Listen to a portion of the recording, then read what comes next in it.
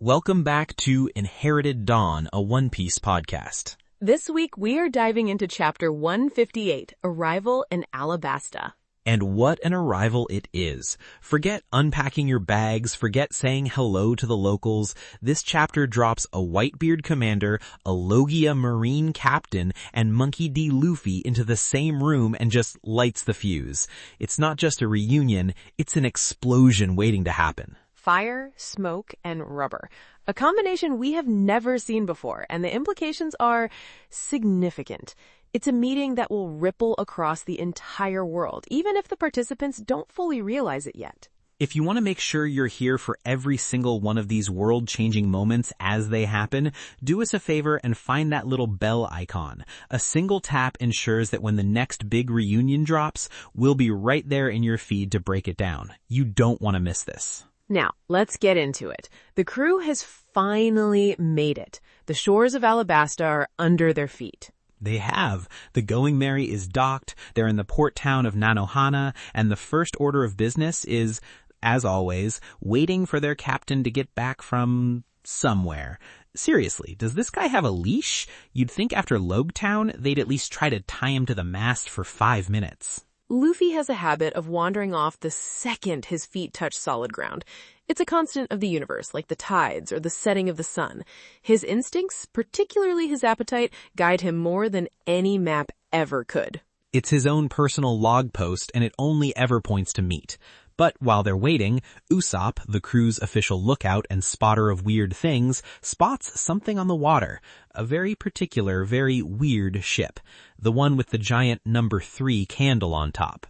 Mr. Three's ship, the Groggy Monsters, a vessel as gaudy and self-important as its captain. That dude is alive. I honestly thought he was Banana Wani Chow, after getting completely humiliated, turned into a wax statue, and then personally fed to a giant crocodile banana by his own boss. He's actually alive and back in Alabasta.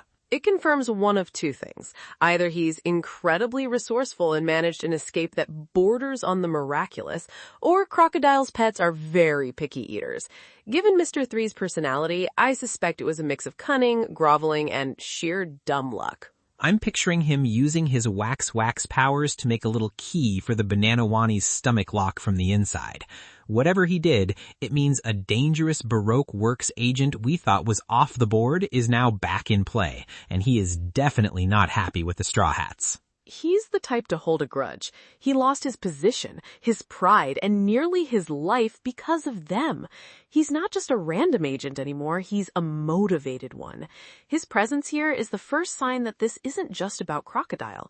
All the pieces from the journey, from Whiskey Peak to Little Garden, are starting to converge on this one island. The past is not done with them. It's like Oda is gathering all the toys he's been playing with and dumping them into one sandbox. This is not what they need right as they're trying to sneak across the country on a top-secret mission to stop a civil war.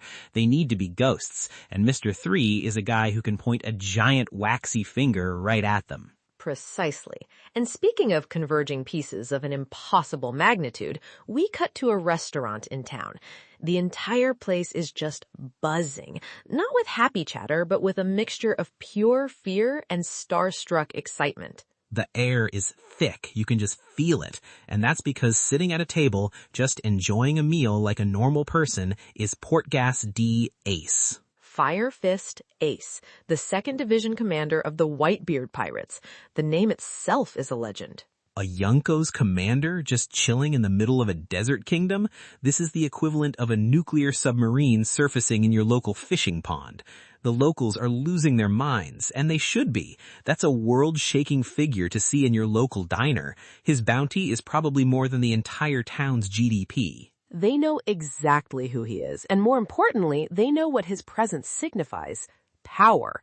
The kind of power that shifts the balance of the world. He's a direct representative of Edward Newgate, one of the 4 emperors who rule the New World.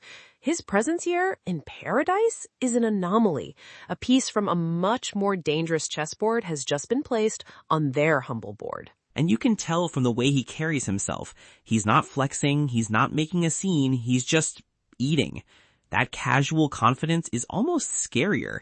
He doesn't need to prove anything. And just to make things 1,000 times more complicated, in walks Captain Smoker. The one Marine who has been relentlessly pursuing Luffy since Logtown. He doesn't care about pirates in general, he cares about Straw Hat Luffy. He sees Luffy not just as a criminal, but as a personal affront to his definition of justice. It's his white whale, but now he sees Ace and he can't ignore that. A Whitebeard commander is a much, much bigger fish. The tension in that room just skyrockets. You have a top-tier Marine, a Logia user who seemed untouchable, and a Yonko commander who is a complete unknown in terms of power, about to throw down over a plate of spiced scorpions or whatever they eat in Alabasta. Smoker is a man of duty. He recognizes the threat level instantly. His personal vendetta against Luffy is, for a moment, supplanted by his obligation as a Marine captain. He prepares to make his move, his hand turning to smoke, ready to apprehend a major player from the New World. And Ace just sits there, completely unbothered. He glances up, sees the smoke, and he seems almost amused by the whole thing. There's no fear, no tension in his shoulders. He's just like, oh, a Marine. How nice. He knows how strong he is. He's a division commander for the most powerful pirate crew in the world. He's not worried about a Marine captain from paradise, even a Logia user like Smoker. He is faced far greater threats. But before either of them can make a move that would undoubtedly level the entire city block, something incredibly, beautifully, predictably stupid happens. The wall just explodes inward. A rubber cannonball, a whirlwind of sandals and straw hat flies across the room. And it's Luffy. He didn't see the pirates, he didn't see the Marines, he didn't even see the door. He just smelled food and took the most direct route possible. It's the purest expression of his character we've ever seen. Gomu Gomu no Demolition Man. He literally used himself as a wrecking ball to get to lunch faster. This is the essence of Monkey D. Luffy. Two of the most dangerous men in the first half of the Grand Line are in a standoff that could have massive political ramifications, and he literally crashes their party because he's hungry. He doesn't just ignore the rules, he is fundamentally unaware that they even exist for him. He lands, dusts himself off like he just tripped on the sidewalk, and yells for the chef to bring him whatever smells so good. He has zero, and I mean zero, awareness of the monumental situation he just interrupted. The sheer gravitational pull of his own desires is stronger than any political tension in the room. Smoker is just standing there, absolutely stunned into silence. He's a man who thrives on order, on protocol, on cause and effect. And this is just pure chaos. The sheer, unadulterated disrespect of it all is something his brain cannot process. It's a bigger insult than any challenge could ever be. But Ace knows exactly who that is. He gets this little knowing smile on his face. It's not surprise, it's recognition. It's the, there he is look of someone who has seen this exact brand of idiocy 1,000 times before. He recognizes his brother immediately, and his first instinct is to apologize to the owner for the new Luffy-shaped hole in the wall. What a guy. It's such a warm, familiar moment, completely at odds with the tension of the scene. It's a glimpse of a shared history. But Smoker, of course, ruins it. He shoves Ace aside, an incredibly bold move in itself, and finally gets a clear look at the idiot who just crashed his bust. And the recognition hits him like a ton of bricks. Straw Hat! He's so angry. The fury on his face is palpable. It's not just that Luffy is here, but that he's so completely casual about it. Luffy's total lack of interest in their high-stakes drama is a bigger insult to Smoker than any punch would be. And then Luffy, mid-bite of some poor bystander's lunch, finally looks up and sees who's yelling at him. His brain finally catches up to his stomach. His eyes pop, food forgotten. He just screams, "Smokey!" and takes off running, full unadulterated panic mode. The fight-or-flight instinct kicks in, and with Smoker, it's always flight. It's the only rational response he's had all chapter. He knows from Logtown that he can't touch this man. It's a conditioned response at this point. See smoke? run. So now you have this absurd parade running through the streets. Luffy is sprinting for his life, kicking up dust, a trail of stolen food behind him. Smoker is chasing him, billowing smoke full of righteous fury and spitting insults. And Ace is chasing them both, a look of fond exasperation on his face, presumably to try and actually have a conversation with the little brother he hasn't seen in years. It's absolute chaos, a Looney Tunes sketch played out with world-ending power levels. Smoker is all business, though. He shouts a warning to Tashigi, telling her that Straw Hat is in town. She tries to intercept Luffy, sword drawn, ready to do her duty. She's serious. She's focused. But Luffy is in pure survival mode. He's not thinking about fighting a swordswoman. He's thinking about escaping the man made of smoke.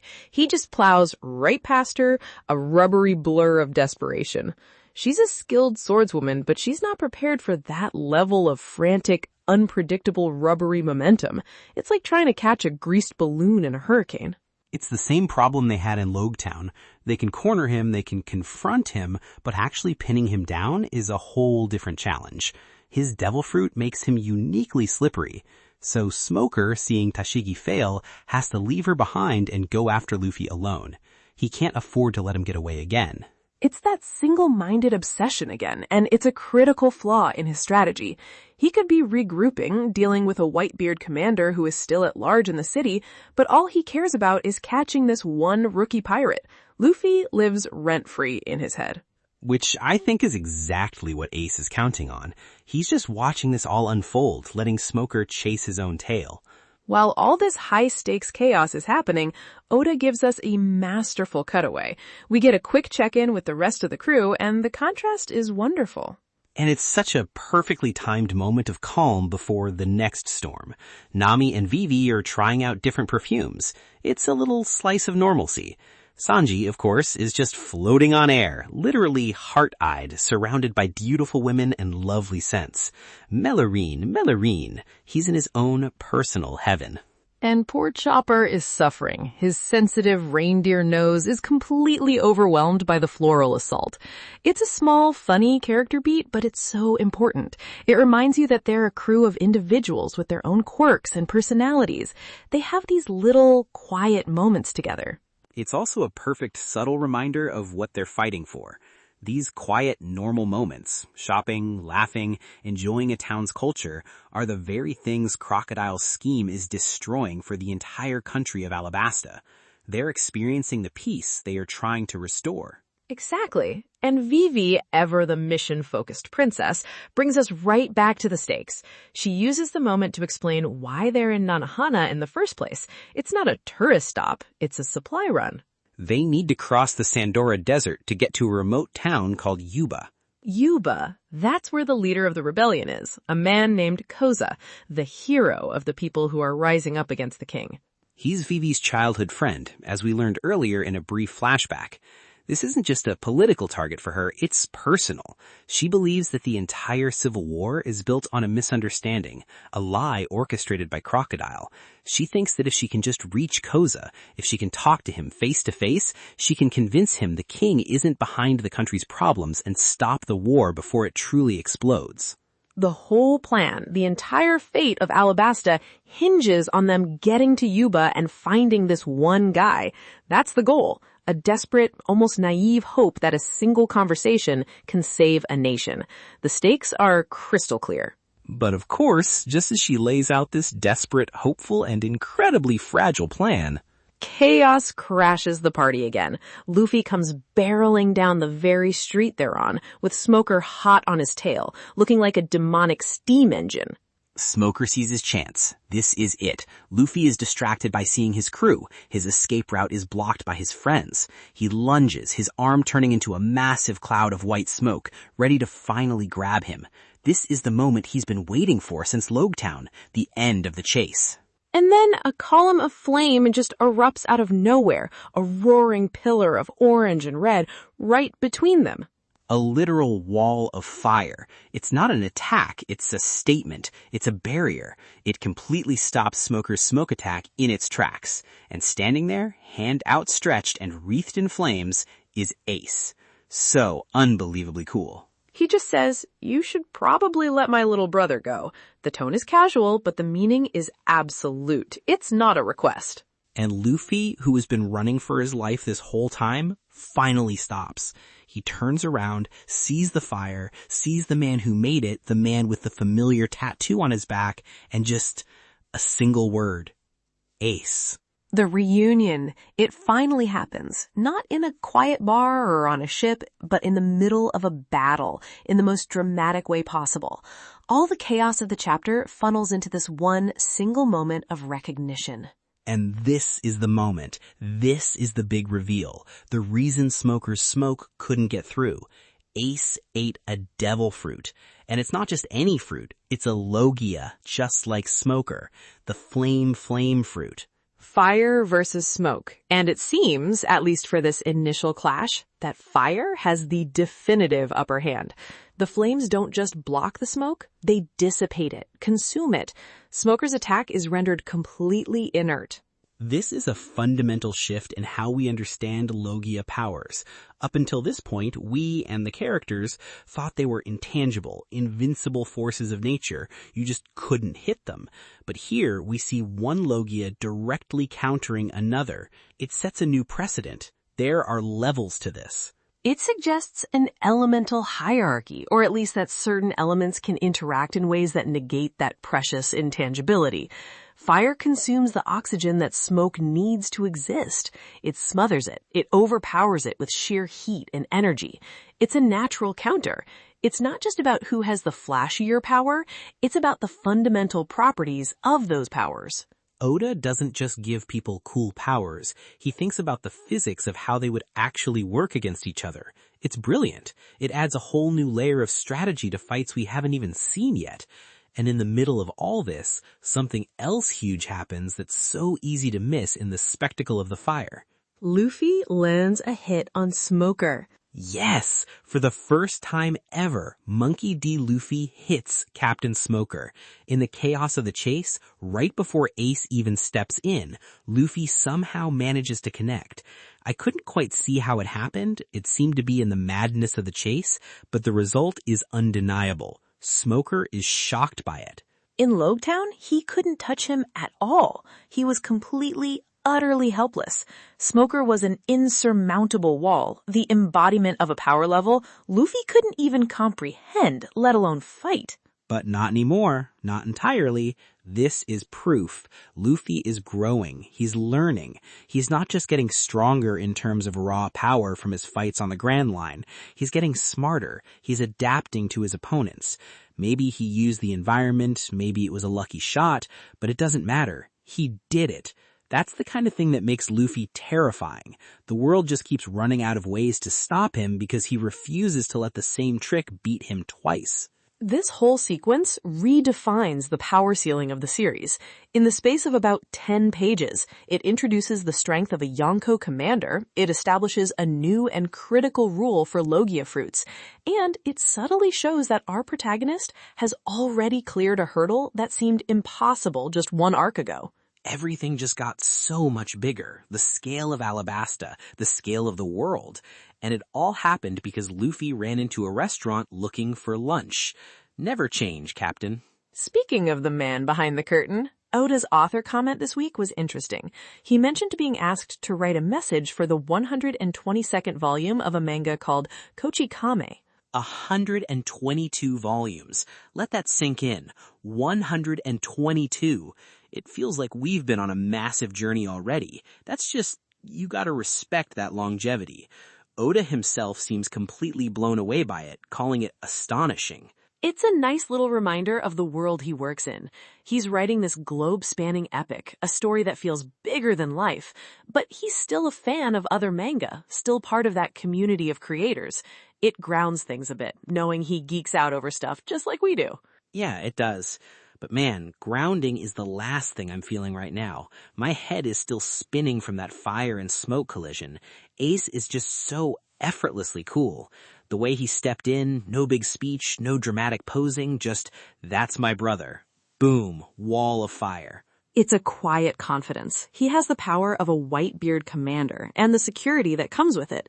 He doesn't need to shout or posture. His presence and his actions are enough. The flames speak for him. And now the Straw Hats are caught right in the middle of it.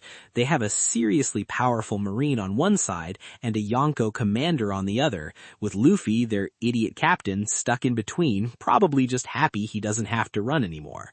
What was supposed to be a stealth mission to save a kingdom has, in a matter of minutes, become an international incident involving the world government and one of the 4 emperors. That's our crew. Go big or go home. And right now, things are as big as they've ever been. I mean, this is absolutely super. This is going to draw a lot of attention. The world government will hear that a Whitebeard commander openly attacked a Marine captain to protect Straw Hat Luffy. This isn't just a rumor from a backwater island. This is a public confrontation.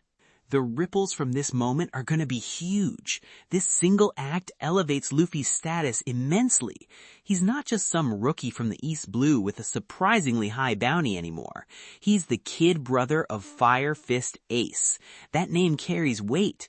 It's a seal of approval from the big leagues. It paints an even larger target on his back, but it also provides a formidable shield. Attacking Luffy now means potentially incurring the wrath of Whitebeard. Most would-be enemies would think twice before making a move that could anger the world's strongest man. Bro, the political implications of this one family reunion are staggering.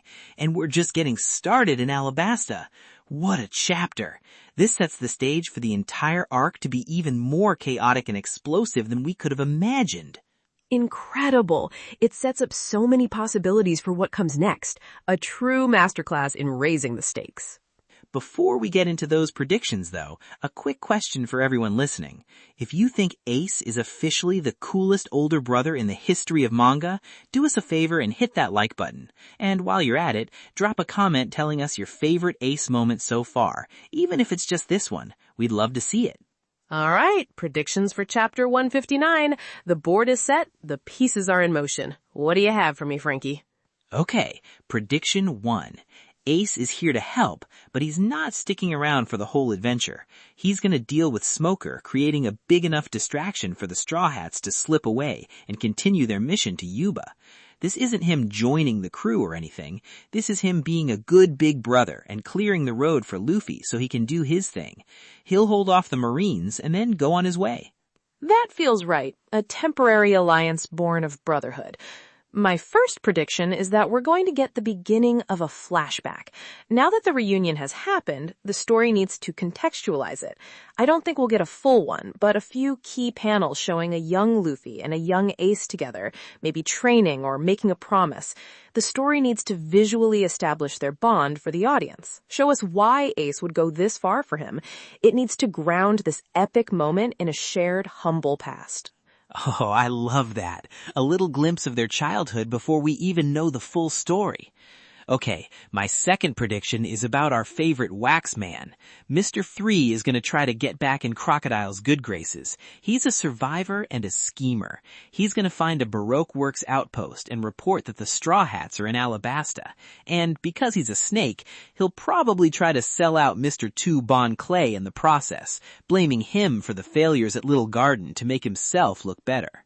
That is perfectly in character for him. Self-preservation above all else. My second prediction is a bit bigger in scope, and it concerns Ace's true purpose here. Ace is not in Alabasta by chance, and he's not here just to find Luffy, even if that's a happy coincidence. He's hunting someone, and that someone is Blackbeard. We know from his introduction that he's searching for a man named Blackbeard. This is Marshal D. Teach, a former member of his own division who committed the ultimate pirate crime, killing a crewmate for a devil fruit. Ace, as his commander, is honor-bound to hunt him down.